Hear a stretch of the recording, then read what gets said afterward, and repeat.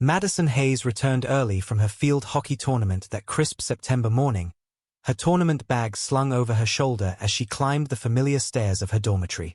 The sun hadn't yet crested over the Gothic spires of her prestigious New England boarding school, and the morning fog still clung to the manicured lawns. Something felt different about the usual weekend quiet, a heaviness in the air that made her pause at her door, key suspended before the lock of room 317. The sight that greeted her would shatter the tranquility of that autumn morning and forever change the lives of everyone at one of America's most elite boarding schools. Her roommate, Zoe Winters, lay motionless on her bed, the morning light casting strange shadows across the scene of struggle before her. Madison's scream pierced the dawn, echoing through the historic halls and unleashing a chain of events that would expose the dark secrets lurking beneath their privileged world. The names of institutions have been changed to protect privacy. Within minutes, the campus erupted into chaos. Red and blue emergency lights painted the stone walls as police cars and ambulances converged on the girls' dormitory. Students emerged from their rooms in pajamas and robes, clustering in confused groups as yellow police tape transformed their sanctuary into a crime scene. Senior Prefect Alex Parker stood frozen at the edge of the crowd, his face a mask of shock as he watched officers hurry past. His roommate, Tyler Brooks, gripped his phone with white knuckles, trying desperately to understand how their secret games had led to this devastating moment. Faculty members moved through the growing crowd, their own shock barely concealed as they guided sobbing teenagers away from the building. Phones recorded the unfolding scene, their footage soon to become part of a national story that would force America to confront uncomfortable truths about privilege, power, and the dangerous games played by the children of the elite.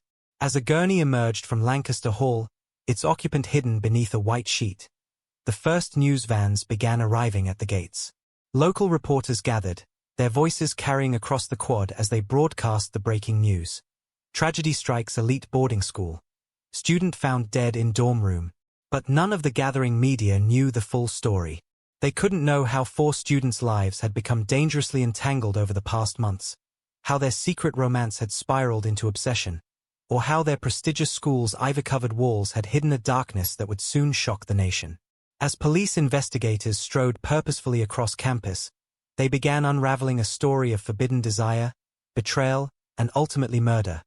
A story that would forever change how America viewed the sanctuaries where they sent their children to become adults. Alex Parker carried the weight of his scholarship like armor. Every morning, he'd wake before his wealthy roommate to polish his prefect badge and adjust his tie with precision, ensuring no trace of his working-class Seattle background showed through the carefully constructed facade. At 18, he'd mastered the art of belonging among the elite without truly being one of them. His wrestling trophies lined the dormitory windowsill, testament to a drive that had earned him not just athletic acclaim, but a perfect academic record that made his teachers beam with pride. Yet beneath the pristine image of the scholarship student who'd made good lurked a gnawing insecurity that no amount of achievement seemed to quiet. It was this very drive that had caught Madison Hayes' attention 8 months ago. The 17-year-old field hockey captain had grown up in a world of California privilege, where her parents' donations ensured her family name graced a wing of the school's science building. With over 50,000 Instagram followers tracking her perfectly curated life, Madison had dated the sons of senators and CEOs. But there was something different about Alex, a hunger that matched her own need to prove she was more than just another legacy admission with a trust fund. Their relationship quickly became the talk of campus, the scholarship student and the social media influencer whose posts about their romance garnered thousands of likes. Their fairy tale might never have darkened if it hadn't been for Tyler Brooks. The 18-year-old swimming champion had been Alex's roommate since their sophomore year, an unlikely friendship that bridged the divide between old Boston money and scholarship striving. Tyler wore his privilege with an easy grace, his magnetic personality drawing others into his orbit with an irresistible pull. While Alex calculated every move, Tyler pushed boundaries with casual confidence, secure in the knowledge that his family name and natural charm would smooth over any transgression. As Alex's best friend, he'd been the first to congratulate him on catching Madison's eye, even as he quietly questioned whether his driven roommate could handle the intensity of their relationship. But it was Tyler's own romantic life that would ultimately set their tragedy in motion. 6 months ago, The arrival of Zoe Winters had caused a stir in their carefully stratified social world. The 17-year-old transfer student from Toronto had earned her place through an art scholarship, her paintings and photographs already drawing attention from galleries in New York. Zoe moved through the school's social hierarchy with a free spirit that seemed to ignore its very existence. Her candid photographs captured moments of unguarded truth, the exhaustion behind Alex's perfect smile, the loneliness in Madison's staged Instagram posts, the uncertainty that occasionally cracked Tyler's confident facade. Unlike the other scholarship students who tried to blend in with their wealthy peers, Zoe embraced her difference. She wore paint-stained jeans to formal dinners and set up her easel on the carefully manicured lawns. Tyler, accustomed to girls who worked as hard at fitting in as Alex did, found himself drawn to her authentic disregard for the unwritten rules that governed their privileged world. Their relationship developed with an intensity that surprised everyone, not least Tyler himself. The four teenagers formed a close-knit group that turned heads whenever they entered the dining hall together. They were a study in contrasts. Alex's calculated perfection next to Madison's effortless glamour, Tyler's easy confidence alongside Zoe's artistic authenticity. On the surface, they appeared to be the epitome of what the school hoped to achieve, the merging of different backgrounds into a seamless whole, bound together by ambition, talent, and the promising futures that stretched before them. Yet beneath this perfect tableau, currents of tension were beginning to stir. Alex's drive for perfection began to show signs of obsession. Madison's carefully curated social media presence started to crack under the pressure of maintaining their image. Tyler's boundary pushing grew more reckless, and Zoe's artistic eye captured increasingly darker moments in their daily lives. Their relationships, already complex with the weight of their different backgrounds and expectations, were about to become entangled in ways that would prove fatal. None of them could have predicted how their individual desires and insecurities would collide that September morning, transforming their prestigious school from a launching pad for bright futures into a cautionary tale that would leave parents across the country questioning the true cost of elite education. Their story would become more than just a tragedy. It would become a mirror reflecting the dark possibilities that can emerge when privilege, pressure, and passion intersect behind ivy-covered walls. The Halloween weekend marked a turning point in their story, though none of them recognized it at the time. With half the faculty away at a conference and only 2 house parents on duty, the campus hummed with the energy of reduced supervision. Tyler had spent weeks planning this particular Saturday night, coordinating with seniors who had cars to smuggle in bottles of vodka and tequila disguised in water bottles.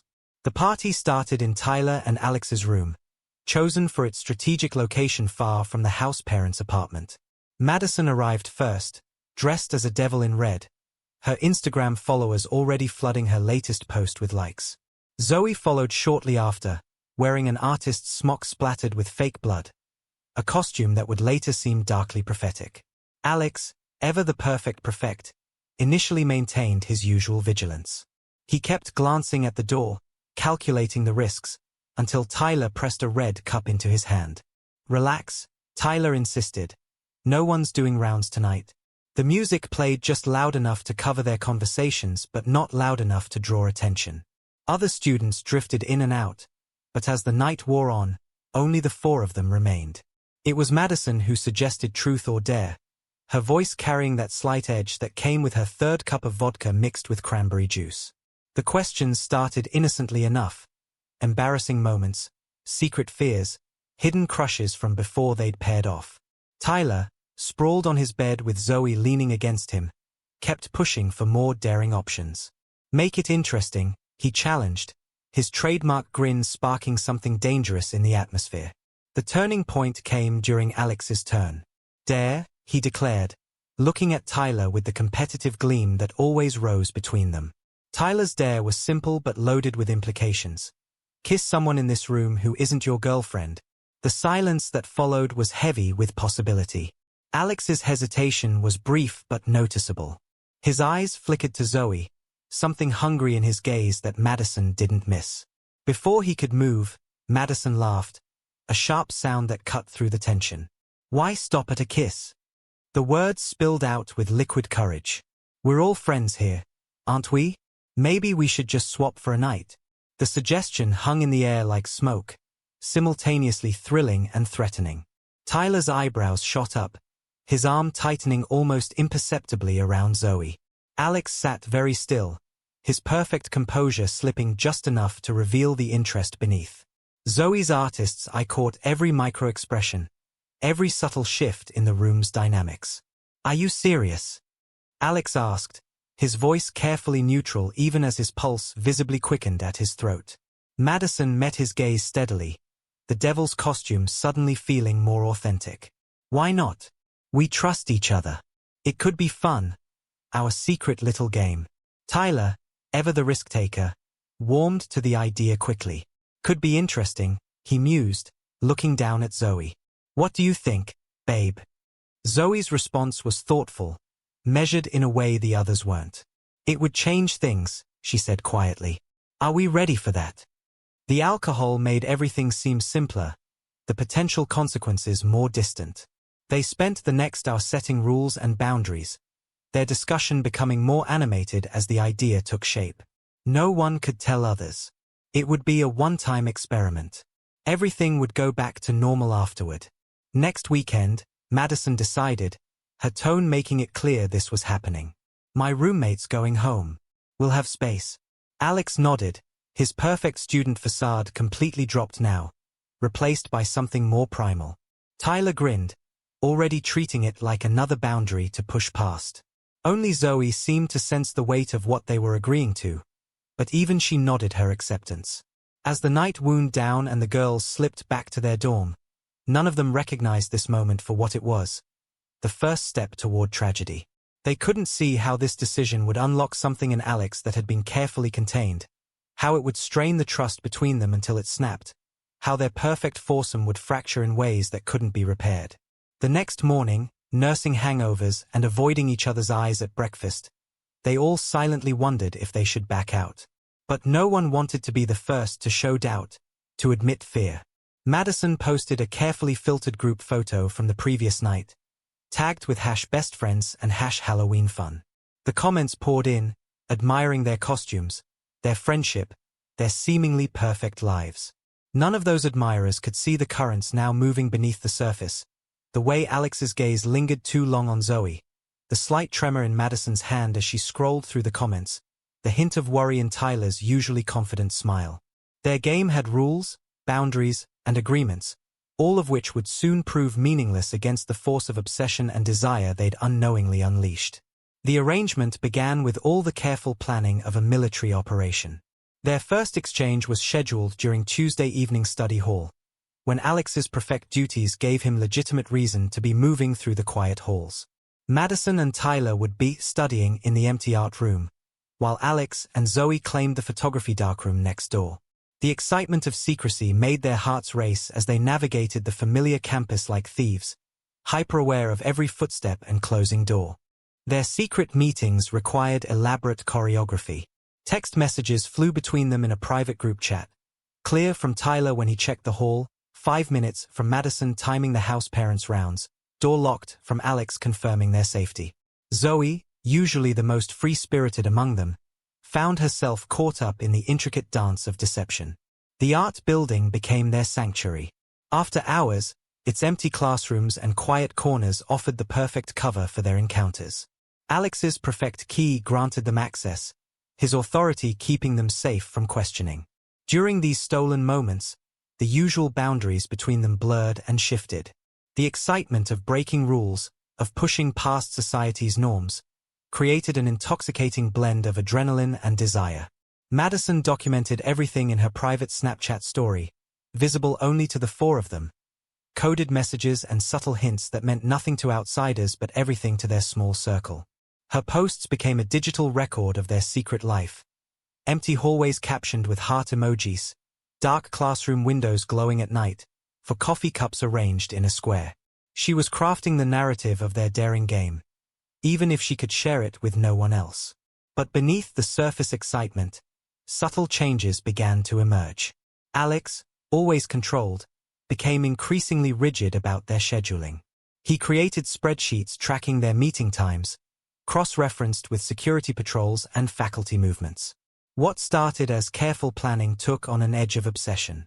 He demanded constant updates on everyone's whereabouts, his prefect duties becoming a convenient cover for surveillance. The first real warning sign appeared 3 weeks into their arrangement. During one of their scheduled meetings, a faculty member's unexpected presence forced them to switch partners back earlier than planned. Alex's reaction to finding Zoe back with Tyler was disproportionate. A flash of rage quickly masked behind his perfect student facade. Madison noticed, filing it away with other small moments that had begun to trouble her. Their dynamic shifted imperceptibly at first, then with increasing speed. Alex started appearing wherever Zoe was: the dining hall, the library, the student center. His prefect rounds always seemed to take him past the art studio during her evening sessions. He memorized her schedule, often arriving at her destinations minutes after she did, claiming coincidence with a smile that didn't quite reach his eyes. In their private moments, Madison began seeing a different side of her boyfriend. His touch grew possessive, his questions about her time with Tyler more probing, more demanding. She found herself carefully editing her responses, instinctively wanting to avoid triggering his increasingly volatile reactions. The perfect couple image they presented on Instagram felt more like a mask with each passing day. Zoe was the first to voice discomfort. During a rare moment alone with Madison, she confided her unease about Alex's growing attention. "He looks at me differently now," she whispered, her artist's sensitivity picking up undertones that others might miss. "It's like he's always watching, waiting. Even when he's with you, his eyes follow me." Tyler, usually so perceptive about social dynamics, remained oblivious to the darkening atmosphere. He treated their arrangement like another of his boundary-pushing adventures, exciting precisely because it broke rules and challenged conventions. He didn't notice how Alex's face hardened when he casually draped an arm around Madison, or how Zoe grew increasingly quiet during their group study sessions. The art building, once their sanctuary, began to feel more like a trap to Zoe. During their scheduled encounters, she noticed Alex taking longer to unlock doors, engineering moments alone with her in dark hallways. His questions became more personal, more probing. He wanted to know about her childhood, her fears, her dreams, things that went far beyond their agreed-upon physical arrangement. Madison started noticing strange gaps in Alex's prefect logs, times when he claimed to be doing rounds but couldn't be found. She discovered him once, standing in the shadow of the art building, watching Zoe's evening photography class through the windows. When confronted, he dismissed her concerns with practiced ease, but something in his explanation rang false. The warning signs multiplied like cracks in a foundation. Alex began commenting on Zoe's social media posts from months ago, liking photos at 3 a.m., sending her private messages that she left unanswered. During group study sessions, he positioned himself to keep her in his line of sight, his attention clearly divided between Madison beside him and Zoe across the table. Mrs. Lawrence, the girls' dorm parent, began paying closer attention to their group. She noticed the shifting dynamics, the way Zoe seemed to shrink into herself when Alex was present, the growing strain in Madison's smile. During her evening rounds, she noted Alex's frequent presence near Lancaster Hall, his explanations for being there becoming increasingly elaborate. 7 weeks into their arrangement, the tension finally broke surface. Alex confronted Zoe after her evening art class, his prefect badge glinting in the dim hallway as he cornered her outside the studio. His questions about her recent distance, her avoiding him, carried an intensity that frightened her. It was Tyler who interrupted them, his arrival breaking the moment, but not before Zoe saw something dark and possessive flash in Alex's eyes. That night, alone in their room, Madison found Zoe crying silently at her desk. The photographs spread before her told a story in images, their group's evolution captured in candid shots. The early ones showed genuine joy, for friends pushing boundaries together. But the recent images revealed something else. Alex's gaze always fixed on Zoe, his expression growing more obsessive with each frame. The same night, Alex sat in his darkened room, his prefect logs open on his laptop. Instead of patrol notes, the pages were filled with detailed observations of Zoe's movements. When she went to the dining hall, which study rooms she preferred, who she talked to between classes.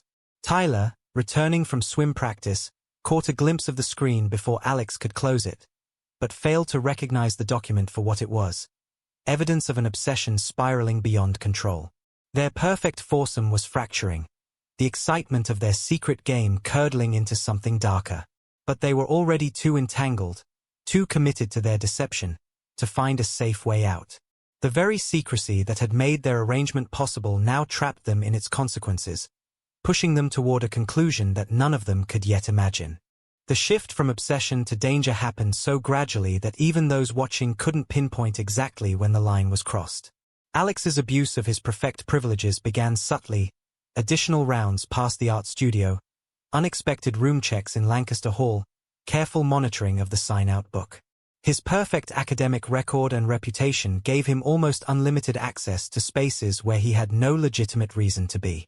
Zoe began finding him everywhere. He would appear in the empty row behind her in the library, materialize at her usual coffee shop table, show up at the art studio during her independent study periods. Her phone buzzed constantly with messages that started as casual check-ins but grew increasingly demanding. Where are you? Who are you with? Why aren't you answering? Madison watched her boyfriend's transformation with growing horror. The controlled, ambitious student was becoming something else entirely. She discovered his laptop open one night, displaying a meticulous spreadsheet of Zoe's movements, class times, study habits, weekend plans. When confronted, Alex explained it away as simple prefect duty documentation, but his eyes held a frantically possessive gleam that made Madison step back. The threatening messages began in early November. Zoe would receive anonymous notes in her art supplies, messages that only someone who had been intimate with her could have written. I know what you like. We belong together. No one else understands you like I do. She began traveling in groups, avoiding empty hallways and isolated corners of campus. Faculty members started noticing changes in their star prefect. Alex's pristine uniform now showed signs of sleepless nights. His usual precise answers in class became distracted, his essays filled with dark themes of obsession and possession. Mrs. Lawrence, the dorm parent, reported him lingering around Lancaster Hall long after his rounds should have ended. The friend group's dynamic fractured under the strain. Their usual table in the dining hall became a stage for tense silences and careful conversations. Tyler, finally emerging from his oblivious haze, noticed how Zoe flinched when Alex entered a room, how Madison's Instagram posts had stopped featuring her perfect boyfriend. The breaking point came on a Wednesday evening in the dining hall. Alex, having tracked Zoe's movements all day, confronted her about studying with a male classmate in the library. His voice, usually so carefully modulated, rose to a shout that silenced the crowded room. You're mine, he yelled, his prefect badge glinting under the fluorescent lights. We had an agreement. Hundreds of phones captured the moment, the perfect prefect finally cracking. Madison rushed forward, trying to pull Alex back, but he shoved her aside. Tyler, arriving late from swim practice, found his girlfriend trapped against a wall by his best friend, tears streaming down her face as Alex grabbed her wrist. The dining hall erupted in chaos. Teachers converged from all directions as Tyler tackled Alex, both boys crashing into a table of shocked freshmen.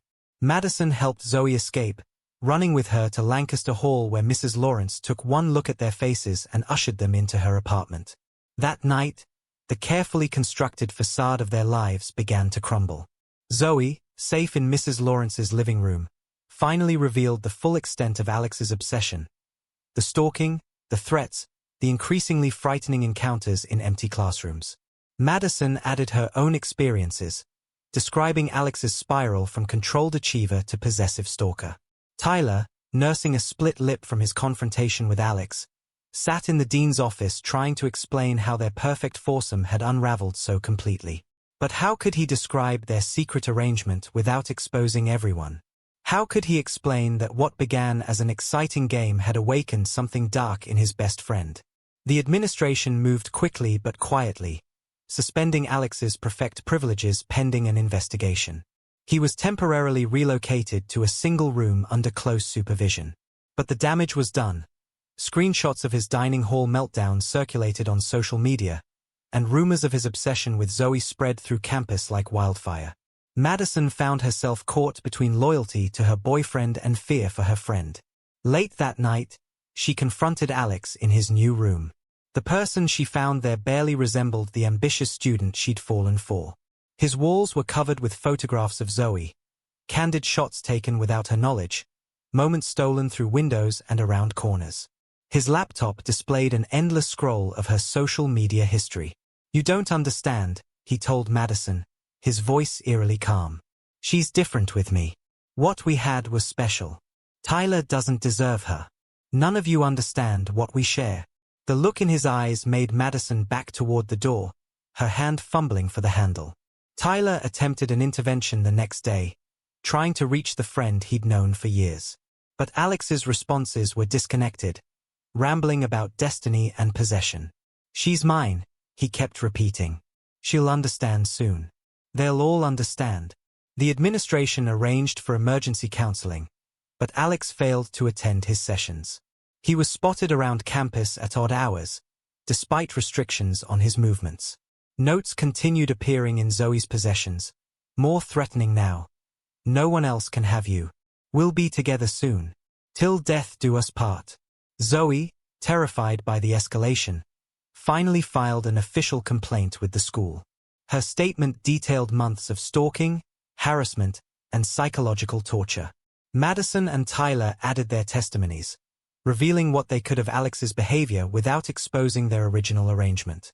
The school moved to expel Alex, but before the paperwork could be processed, before his parents could arrive to collect him, before anyone could predict what would happen next, Alex made one final, fatal decision. Using his recently confiscated but secretly copied prefect key, he made his way toward Lancaster Hall, toward Zoe's room, toward a confrontation that would end in tragedy. The perfect student, the scholarship success story, the boy who had worked so hard to belong in their privileged world, was about to shatter it completely. And in the end, none of their careful plans, none of their attempts to stop him, none of their precautions would be enough to prevent what was coming. September 14th began like any other Friday at the elite boarding school. Madison hazed threw her field hockey gear into her tournament bag, double-checking her equipment while Zoe sketched at her desk. The morning light filtered through their dormitory window, casting long shadows across their shared space. Neither girl could have known this would be their final conversation. "You sure you'll be okay?" Madison asked, pausing at the door. Her concern wasn't just roommate courtesy. They both knew Alex had been increasingly unstable since losing his prefect privileges. "I'll be fine," Zoe assured her, not looking up from her sketchbook. "Mrs. Lawrence is doing extra rounds, and I'm staying with Emma in the art studio most of the weekend." The lie came easily. Zoe had learned to be vague about her plans, knowing any information could reach Alex through the campus gossip network. The morning unfolded with deceptive normalcy. Zoe attended her classes, sat with Tyler at lunch, and worked on her portfolio in the art studio. Her movements were carefully planned to avoid empty hallways and isolated spaces. She developed an almost instinctive awareness of exits and escape routes. Her artist's eye now focused on survival rather than creativity.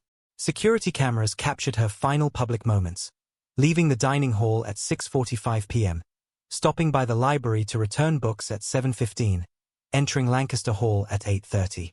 What the cameras didn't catch were the shadows that seemed to follow her, the figure that lingered just out of frame, watching and waiting.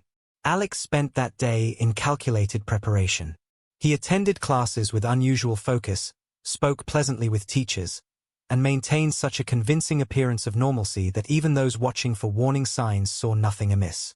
The copied key he'd made before surrendering his prefect privileges burned in his pocket, a constant reminder of his planned redemption.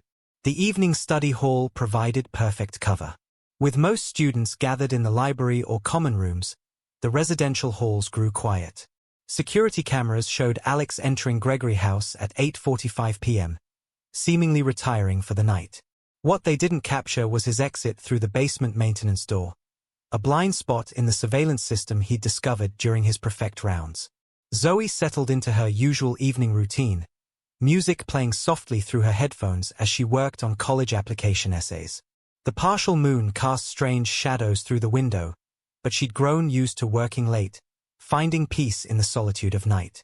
Her phone buzzed occasionally with texts from Tyler, checking in, making plans for the weekend that would never come. At 11:42 p.m., the security footage showed its last glimpse of Zoe alive, walking down the hallway returning from the bathroom, her Art Academy sweatshirt too large for her frame, making her look younger than her 17 years. The cameras didn't catch what happened next, their blind spots as familiar to Alex as breathing. The master key slid into the lock silently, the mechanism yielding to its copy just as easily as to the original. Alex had timed it perfectly. The house parents' rounds were complete, the hall monitors were changing shifts, and the weekend skeleton crew hadn't yet started their patrols.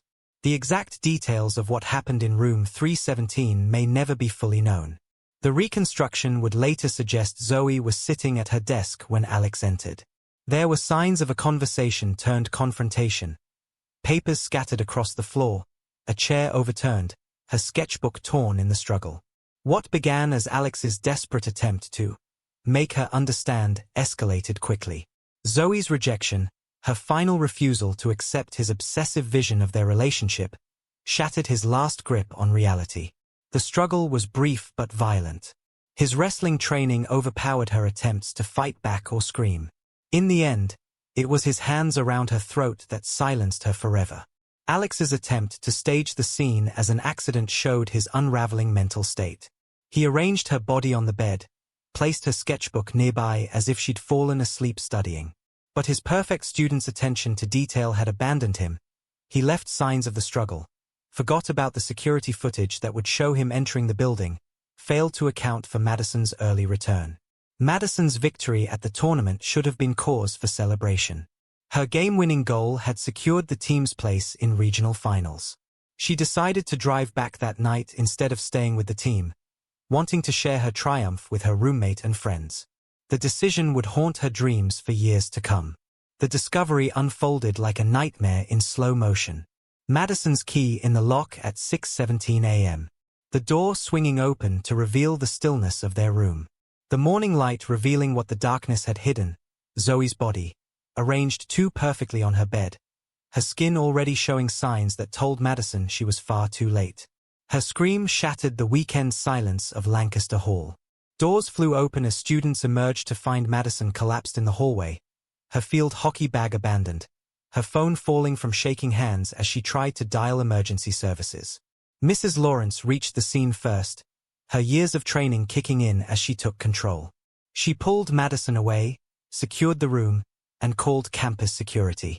Her calm voice belied the horror she felt as she reported a medical emergency, possible fatality, in room 317.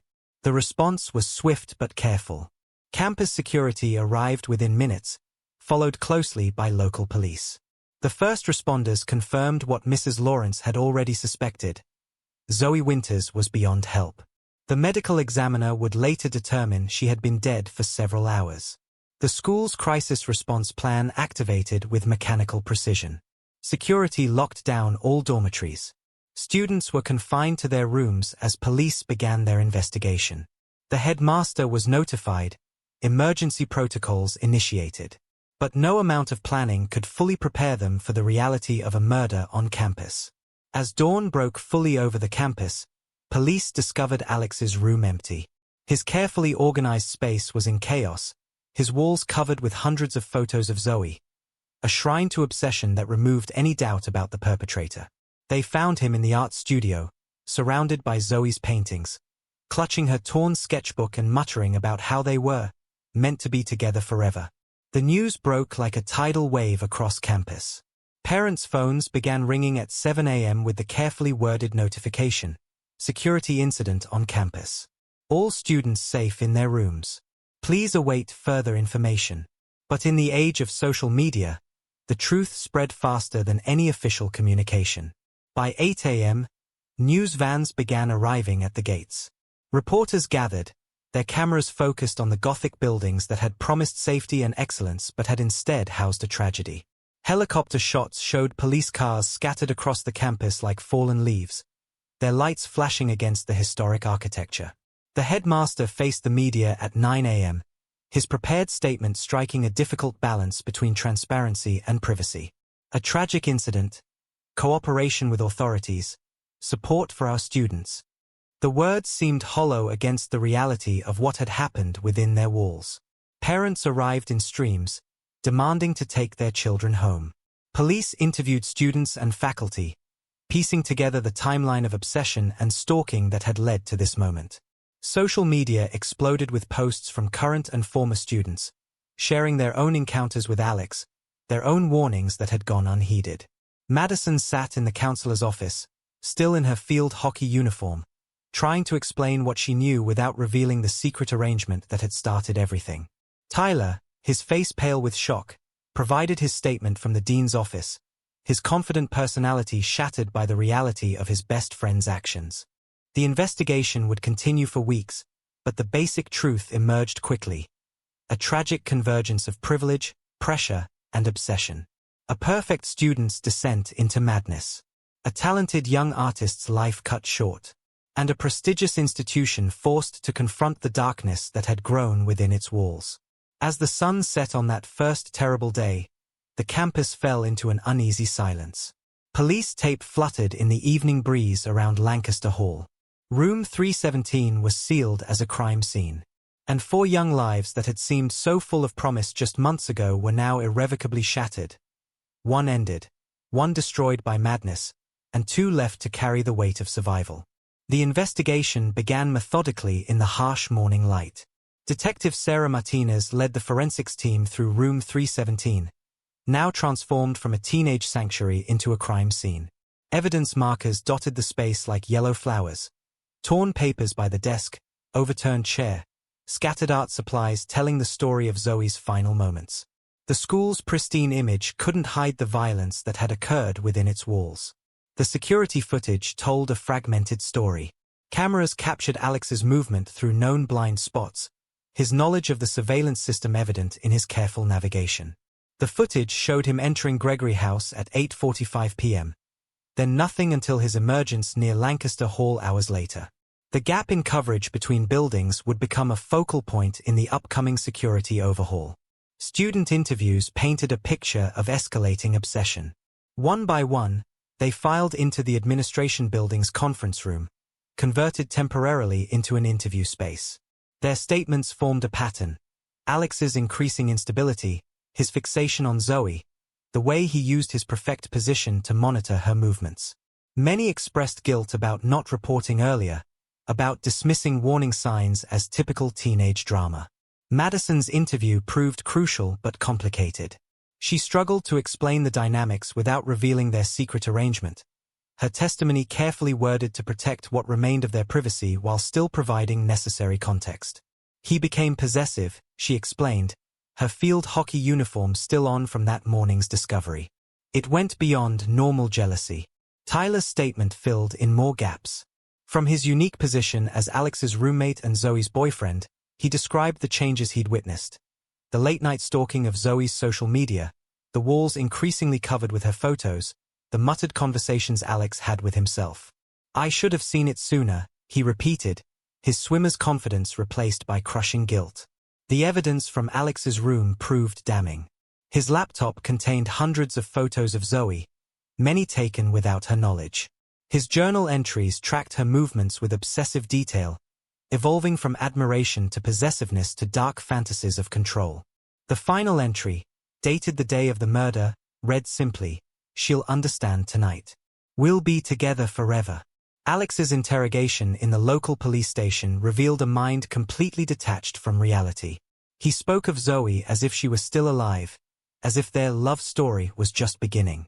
When confronted with her death, he became agitated, insisting she was just sleeping and that they had plans for the future. His parents, rushed in from Seattle, listened in horror as their perfect son rambled about destiny and eternal love. The charges came quickly: first-degree murder, stalking, breaking and entering.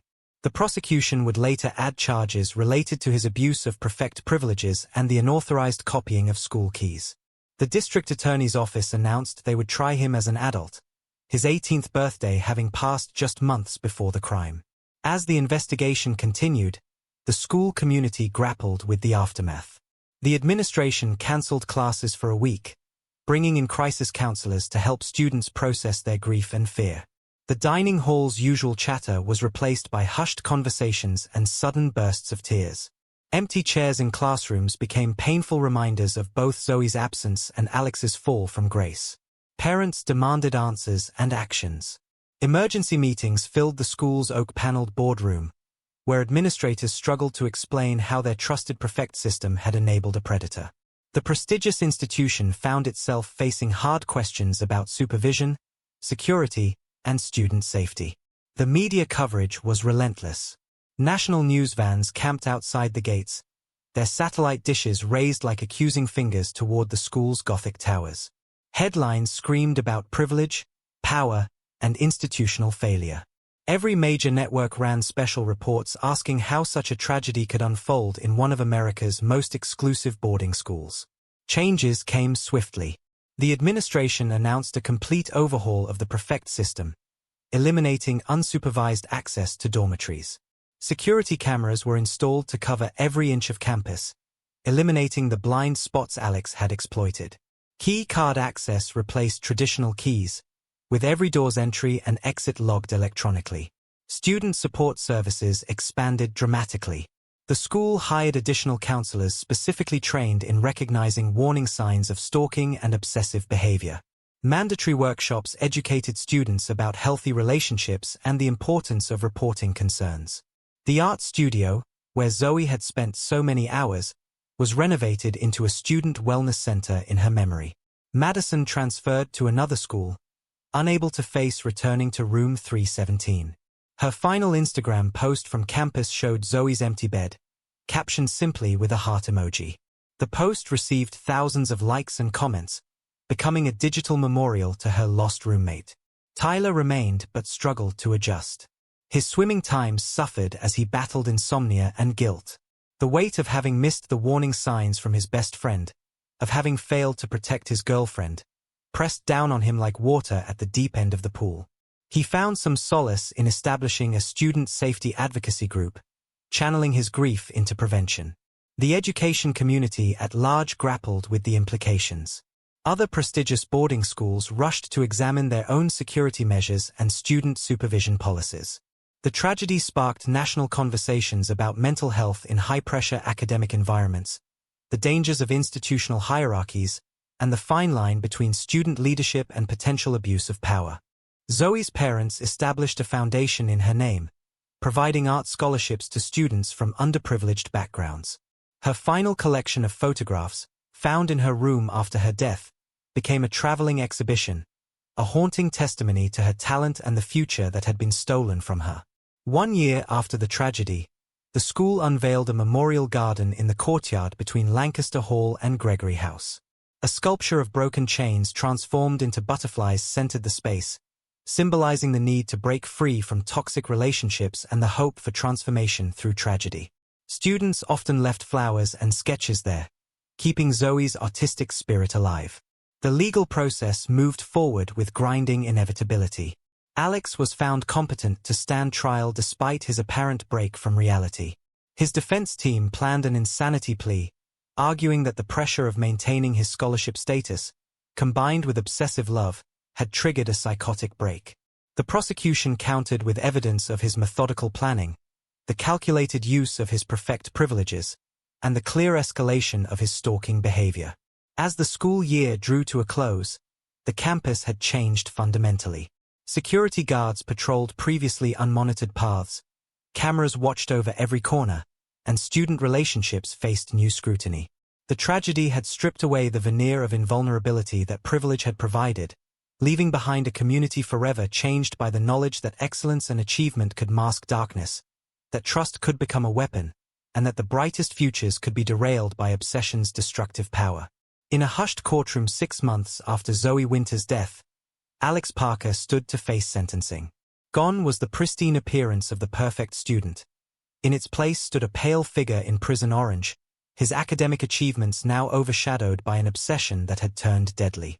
The prosecution had successfully argued against the insanity plea, presenting evidence of his calculated planning and deliberate abuse of his prefect privileges.